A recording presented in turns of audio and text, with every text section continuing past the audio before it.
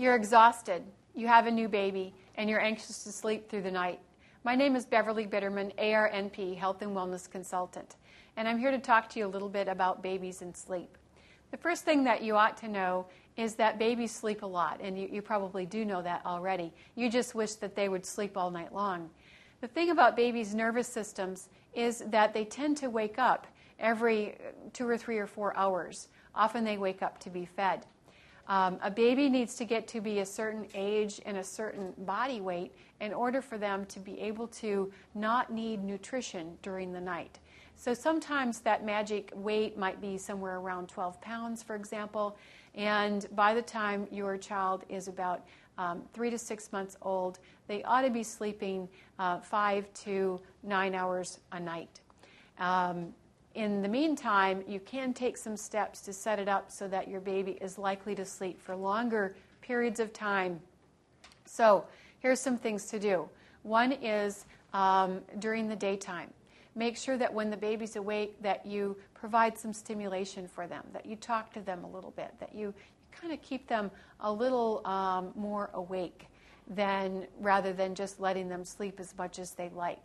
If the baby's been sleeping for 2 or 3 hours during the day, you might kind of go in and jostle a little bit and see if they aren't perhaps ready to wake up.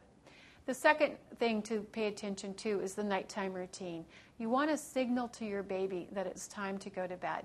And what you do when they're an infant carries over as they get to be several months old, and you'll be happy that you did this. So you're going to perhaps give them a bath, you're going to put them in some nighttime clothes, you're going to give them a bottle in a calm environment, maybe in their room while you're rocking them or you're breastfeeding, and then you're going to put them in bed.